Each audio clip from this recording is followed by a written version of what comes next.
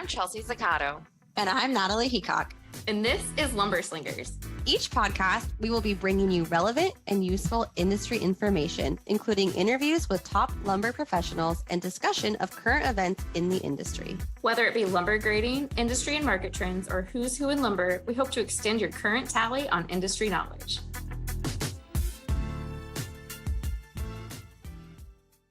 Hello, we're back. And better Good than morning. ever. Back and better than ever, baby. Happy to be here. We did it, guys. Took a little We week did it. off. We were all traveling, Yes. except for Trent. Yeah, I didn't travel at all. I just stayed at home and stayed at home. It was a rough weekend. There was nothing going on because the weather was kind of wonky around here. So yeah. Oh, I love a weekend of nothing going on. I don't even know what that's like. Yeah. Well, it was supposed to be a lot going on, but everything gets canceled. Like Quinn's playing baseball, and her past 2 baseball practices have been canceled because it rains. Like yesterday, it was like the high was like 50 here. I'm like, it is May, right? You know that Mother Nature, right? Like, let's kind of move this summer stuff forward there, bud. What's everybody Yeah. doing for Mother's Day? It's this weekend. Literally nothing. I'm so excited. I told everyone I want to do nothing. Yes. So That's you a got But what that wished. actually means is that I want my husband to make breakfast and serve me in bed. Does he know that? No, I need to tell him today, probably. Look at that. Yeah. Should probably mention that today. I told him I wanted the pool to be fully operational by Mother's Day, and he has been working hard. It's my job to take pool samples to the pool store, and he went and took a pool sample yesterday. Very nice. It's a pre-Mother's Day delight. Yes. How about you, Charles? I did also, I also told my husband what I wanted to do, and I wanted to get brunch at our favorite restaurant and then do nothing. I want to sleep, take a nap, I want to lay have in a nice bed. brunch. Yeah. That sounds awesome. Yeah. Just hang out with my family. Been traveling a lot the last 2 weeks, and I just want to be home. So, yay, I'm excited for that. I have no idea Yeah. what we're doing because my wife has not told me yet. You better ask her. I did What? ask her, and I was like, then she got like, she got busy doing something, and I keep asking her. She's like, all right, oh, hold on a second. So I'm like, hopefully I can throw it together. I mean, I got a couple little gifts that I got for her. It's because I just for Mother's Day, I don't go crazy, but a couple of things that happened just to come up, and I was like, oh, these are cute little things for her. So That's and nice. Quinn made her something at school that is so freaking cute. Like, oh my gosh, like I was reading, I was like tearing up because like what she put in there. I was like, oh my gosh, this is so cute. But Aw. real quick excited about that. I'm going to transition. It's not fair because Father's Day is in June and I've never gotten anything from school because they're not in school. I'm like, can't you preemptively have them make something for me? Like, My I never kids get anything. preemptively do that before end of Yeah, I school. don't Like get their anything. teachers have them make a Nothing. Father's Day deal. Nope, nothing. She gets like she got a present they made and then an actual like card thing. And I'm like, I don't get anything. This is like, I'm going to be in Italy for Father's Day. I was just looking. Yeah, it's my- the 21st. Birthday. nice. Guess what? The skip this year. Whoops. You still celebrate there? Just kidding, Nick.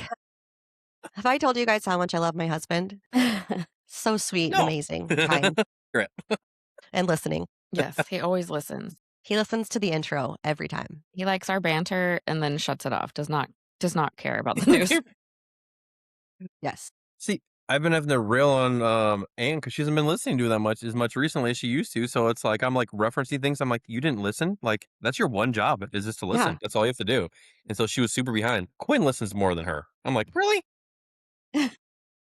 She loves it. She's like, Daddy, that's you. Like it's you, Oh, that's Daddy. cute. I'm like, yes, it is, honey. She's like, I like listening to you, Daddy. I'm like, oh, That's cute. yes. You know, Real you can quick, always random- kind of like fast forward it. Although Yeah. you talk pretty fast, Trent. I don't know what you would sound like fast forward. Fast forwarded. Yeah. Yeah. Oh, it's funny you say that because that's literally like how you do performance reviews, like and throughout your whole life for different things. That's always been on there. It's like slow down, and I'm like, okay, never gotten it down. Still not there. Still trying. Not there. Still trying. Yep. But a really quick random thing. I don't know. I'm sure. I know you haven't experienced this yet, Charles, but Nat, I'm sure you've experienced this. But like one of my favorite things in the world is when Quinn is at her open gym class and she wants to get picked up. So she'll call me, and hearing her talk on the phone is literally the sweetest, cutest little thing in the world. Because you hear a little voice, she's like, "Daddy, can you come pick me up?" And I'll be like, "Yeah, I'll be there, honey." She's like, a little posh, like, "Thank you, Daddy. I love you." I was like, "Oh my gosh, it's so It is. cute." I'm like, "Oh my gosh, I love this so much. It's so wonderful." It feels really innocent. Like they don't really know how to use a phone yet. Like they're not like that confident. So they're like, Mom, Yep. Yep. Mom, Yep. Mom, it's me. It's me, Henry. Mom. Mhm.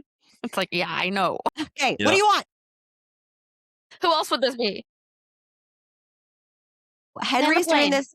Henry's doing this thing, and I think he's doing it on purpose, where he keeps calling me from random phone numbers. So now I literally answer every random phone number I get, which I hate doing. Mhm. But he'll be like, I don't have a phone, so I had to call you on Donnie's. I don't have a phone, so I had to call you on Stevie's. I'm like, quit it. You're just doing that on purpose. Mom, are you coming to my track meet today? Okay, bye.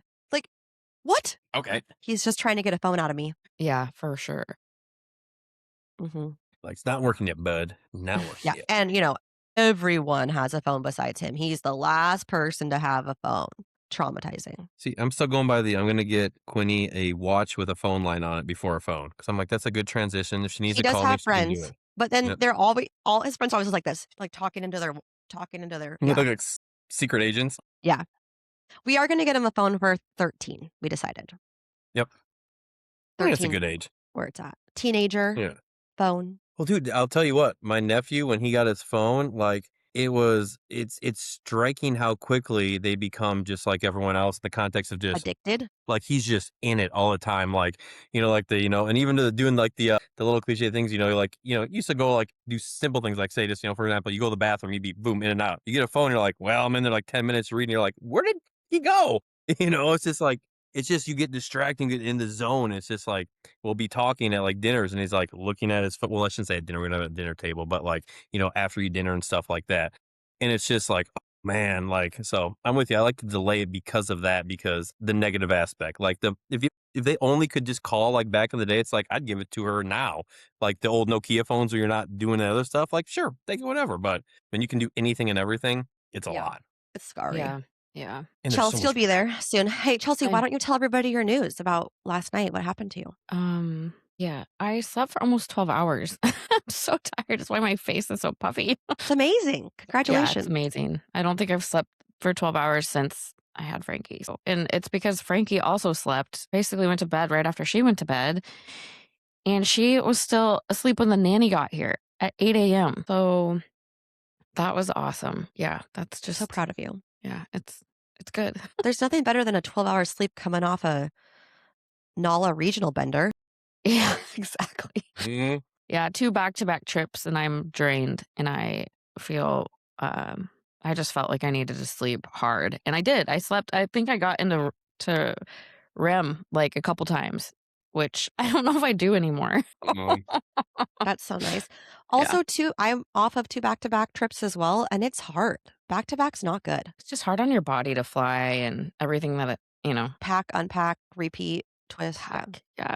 How was the regional? It was good. Wow, it was huge. There was 210 people that Oh my goodness. attended the NALA Regional Vancouver meeting. So that's the biggest one that NALA has, definitely. And there was both sides represented, US and Canada, at this meeting. It was held at the Terminal City Club in downtown Vancouver, BC. It's a beautiful place. They had a panel speak on, basically the state of what's happening in Canada with tariffs and production and supply and the impact that the tariffs have had on Canadian businesses. And just some of the takeaways I had was, unless we can come to an agreement on both sides, there's just not a lot of runway for some of these BC producers. So the call to action was just to come together and come up with some solutions. And one person in the audience, when they were doing a question and answer, just said, basically he's asked BC companies to watch their business. I mean, when these anti-dumping duties come on, they're devastating to these companies, and to just monitor their businesses better when there's that much volume going into the States, just having some type of, processes in place that can help Quota prevent system? that. Yeah, and that's what they're moving towards, is having a quota system, if we can come to an agreement on both sides. So it's just there's not a lot of other options for Canadian producers in terms of export markets. I mean, the US also plays around in export market. So, they need America. They need advocacy from their government, both sides. And so there's I can't say it was a warm and fuzzy meeting. It was very serious in how it's affecting companies and how much business has gone. I think they said 20% year over year. 45%, duty plus tariff It's a lot. it's a lot. It's- Yeah, I mean, it was good to see all these familiar faces. And overall, I mean, I think people are still pretty optimistic. People are the 210 people showed up. So we want business to work, and we want to continue to be in the lumber industry. So I'm hoping that there's some type of solution that's fair for both sides. And yeah, so I'd say they're Canadian. They're naturally optimistic. So but it definitely I didn't leave feeling like, oh, great, business is great. I personally think that there's some companies that are just not going to make it. The smaller mom and pop shops, like there's not enough runway for how much business has been impacted. Mm-hmm. I think three, like not the exact same if the people there, but like just in the past week, I think like three manufacturers of furniture in Canada closed. Like, or like, Mm. in that kind of in that industry, like gone completely. I mean, you're starting to see the effects of it because it doesn't obviously happen usually immediately, but like those, downstream, companies like that, you're like, like I wonder how it'll happen for like, pallet companies as well, because there's a lot of those, a lot of them are smaller. I don't know if they can handle a lot of the changes, and all the costs and stuff like that. Yeah. Not to mention, like, it's not just the tariffs, but it's the bond that you have to support the tariff. It'd be hard. It'd I be would hard. say, yeah, the word to use is complex. It's not one Complex. thing. There's so many things. Just death by 1,000 cuts. So Yeah. Yeah, Well, I literally. was in Louisiana this week and we went to a active logging site and I was like, so what kind of hoops do you have to jump through? What kind of permits do you have to do to none? Like very minimal. Depends on like what kind of road you're using to get in and out of that area. There might be a permit for that road. There might be some like upkeep to the road. But beyond that, the regulation is non existent in comparison to what we go through in Oregon and Washington for a harvest. It's wild. I was like, oh, there's a stream here. So, like, what about your riparian zones? And they're like, oh, well, we have to like put these logs down if we disrupt a stream, but then we just take them. I was like, Oregon would have a freaking Nightmare. meltdown. Mm-hmm. I mean, it was really good to, I thought it was the entire United States. I didn't realize that like a lot of the regulation is heavily focused on the Northwest. Mhm. I mean, also like Southern Yellow Pine, they can harvest every 30 years. So I think that makes things a little bit different. It does grow a lot faster. That's for sure. Yeah. And yours was also a NOLA trip, right? I mean, your own NOLA trip, your 10 Yes. group. Yes, it was my CFO 10 group. We had 7 of our 8 CFO level people, comrades. Peers. Peers, thank you. That's a good one. Much better.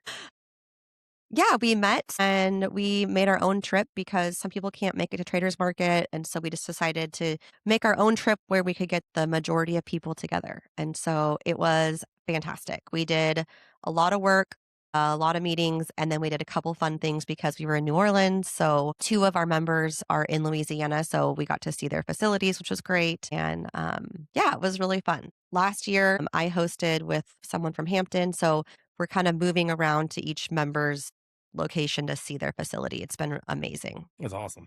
Yeah. So cool. So, yeah. Well, awesome. Well, it sounds like we've had a lot of good industry networking. And Mhm. now let's talk about what's happening in the industry. Trent, take it away, Well, buddy. no, I mean, it's interesting because, I mean, it hasn't slowed down. I mean, the news has been kind of bonkers across the board with everything. I mean, because we're getting into a very interesting time with all the results coming out for the first quarter and whatnot. So you're able to kind of see how the first quarter's gone, and then you're seeing at the same time mergers and acquisitions are still going on. So it's just been, yeah, there's no lull to say the least. Like, I mean, to start off with, UFP this week announced that they had acquired the operating assets of John Rock, which is a pallet manufacturer in Coatesville, Pennsylvania. One thing about them is they did acquire not every single site. There is one site that is in Dillon, Virginia, that is still going to stay with them, but they acquired the other 3 operating sites, and that was just on the heels. I think they had what was the other? There's one other acquisition that happened recently too with them. I think this is the second one by them in the past couple of weeks. Because yeah, I think we put that in the post we had last week that online. Since we weren't able to meet. I mean, they're not slowing down. I mean, that's a pretty big one overall. It was a $40 million purchase. It brings over 250 new people to their companies. And it's pretty, it's not nothing to sneeze at by a long shot. No, I know. And even on like the retail side, Carter Lumber announced that they had acquired Gaster Lumber in Savannah, Georgia. So I mean, you're seeing it from the higher in the supply chain, lower in the supply chain, and there was other smaller ones as well. And one other thing that I thought was very interesting that happened in the past week was just kind of an update on one of the previous ones that we had, I believe, spoken about just real quickly, which was Patrick Industries and LCI. They Not had Patrick Lumber. announced, yep, not Patrick Lumber, Patrick Industries in Indiana. They had mentioned how they were in discussions about, potentially merging, and they announced then earlier this week that they had terminated all the discussions about that. So I want to kind of update on that one just to make sure there was like, kind of put a bow on that one. I like the merger of equals Yep. wording. Yeah, yeah. So kind of on the same topic we were speaking about with the Canadian sawmills, Conifex had made a note in one of their little press releases about they're having a temporary curtailment of operations at their Mackenzie, BC facility for a 7-week period starting on the 19th of May through July. So, but once again, just a short, small curtailment, not like closed or anything like that. So that's at least good because anytime you see curtailment, you're like, is it indefinite or is it short? Hmm. Happy about that. Then personnel wise, we started seeing some more promotions as well. Wanted to highlight one on the retail side that's kind of close to me because they're headquartered in Iowa, which is Spawn and Rose Lumber Company. They announced that Dave Davis is going to be retiring as CEO. And on the same token, they said that they had appointed, my goodness gracious, I'm blanking Matthew out on his name. Parrish. Matthew Parrish, thank you. I was looking at his picture. I was just like, I'm seeing Dave Davis' name, Matthew Parrish, and they have a headshot there, which is a very nice headshot. I like that as well. Matthew Parrish there. So, what do you Ninth think of the Very headshot? CEO in the company's 122-year history. Founded in 1904. wow. Wow. So, with that all being said, we get into the more Natalie happy part of the news, which is the quarter results.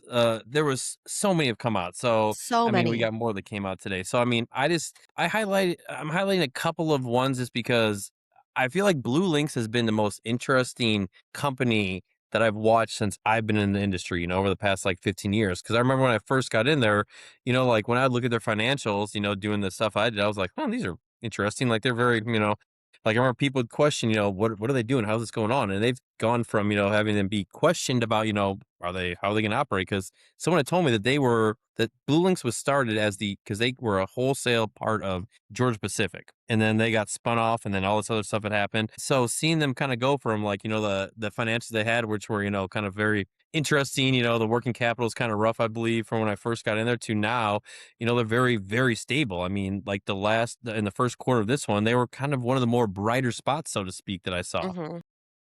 Their net sales, for example, were 731 million, which is an increase of 22 million over the first quarter of fiscal 2025. Jeez, thanks, Darrow.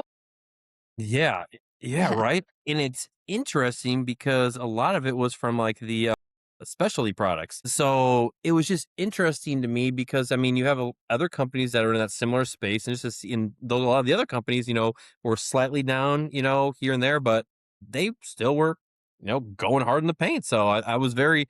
It's been kind of cool to see them come along. I think that the CEO they have now in there, he's really, kind of taken, a great look at them and gotten and righted the ship, so to speak. Not saying it wasn't before he came in there at that point, but it's just been really cool to see them, just really, boom, boom, boom. And now the little rough patch they may have had years and years ago, like 15 years ago or so, has now been phenomenal. I mean, they're doing very Right. good relative. Yeah. When I first got into the industry, it was like a rough patch for them. Yep. Now Yes. it's, now it, Hmm. So another one I wanted to highlight was then Boise Cascade because we all know them, and I think that they're one that's interesting to see just how they're doing because they have their hands in a lot of different areas as well. They had a net income of 17.8 million for the first quarter compared to net income of 40.3 million on sales of 1.5 billion, and the other one was also 1.5 billion for the quarter of last year. I kind of worded that bad. I'm sorry. So it was the net income wasn't as high, but the sales overall were so high, and it had to do with a lot of some what was it? I forgot what they had done on here. Where I just looked at oh, where was it at? They'd had some small little decreases here and there, like, but there was nothing really major in like the building materials distribution. The sales had decreased only by 1%. The wood products division for the first quarter had decreased by 4% year over year. So the thing that I think is interesting is, I mean, it wasn't a great quarter, but it also wasn't a terrible quarter.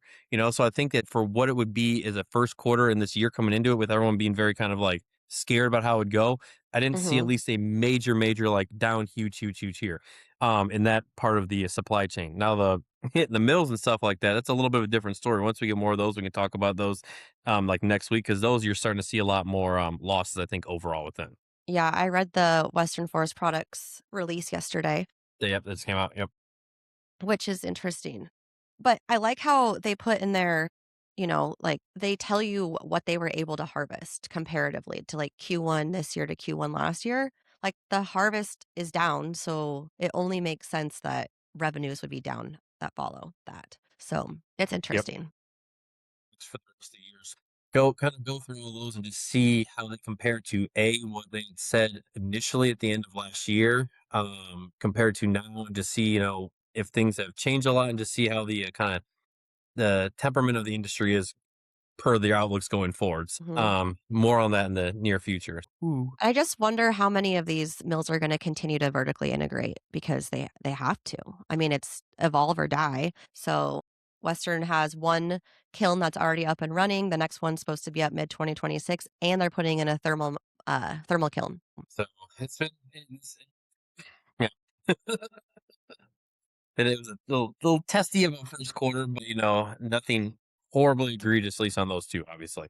Now, on the mortgage side, applications they had decreased 4.4% from a week earlier, and the 30-year mortgage rate is now averaging at 6.37%. So it's up last week when it was at 6.3%, and a year ago this time it was at 6.76%. So obviously down from a year ago, but still when you got that little tease there in what was it, Mm-hmm. February, the end of February, early March, it's just like, oh man, we hit 5 point, below 6 in the 5.9s, and then all of a sudden we're back up to here. And I mean, you see it, I mean, if you're looking at the chart, you can see it just coming down. It's like whoop whoop whoop. It's very like, it's just, oh man, it's tough because I was very excited. Quit teasing us, Freddie. I know, right? Such a little tease. So lumber prices is kind of a big nothing burger in the context that compared to last week, they were flat. They were 524, and last week they were 524. Nothing had changed at all. Now they are down 5% of $28 from a month ago when it was 552, but week to week, Meh. Meh. And I that's mean, I your still lumber think news. still a pretty strong number for lumber prices. I mean, it's holding steady, but Mhm. mid fives, that's a pretty strong number. Well, especially considering the I don't know, it's the market as a whole. I mean, obviously, from the Canada US stuff, the inflation that we're having here, the people not really knowing how things are going. I mean, gas prices are just bonkers across the board. I mean, there's so many factors that could make things just be terrible. The fact that things aren't going downhill fast for it's like in some of these areas, I think is a huge positive. Yeah. So, I mean, I think the very telling quarter is going to be this next one, because this is when we need to really see things ramp up. Like if things don't ramp Yeah. up in 2Q, Ooh, too cute. I like that. yeah, yes, yeah, it's going to be. Is that new, Trent? Yes. I'll throw in some cool things every once in a while. Yeah. I'm starting to be like, ooh, too cute. Too cute. Yeah. Well, guys, we'll be here next week. Alrighty. We'll Sounds have great. we'll have a little break in June, but besides that, Yeah. Looking forward to it. here we We'll are. have an update from we're attending the Oregon Women in Lumber event next week. So share a nice little brief recap on that too. Yeah. Yes. Which happens in 3Q this year. On that note, see you guys later. And Bye. have a happy Mother's Day to both of Thank you and all the mothers you. out there as well. Happy Thanks, Mother's Brett. Day.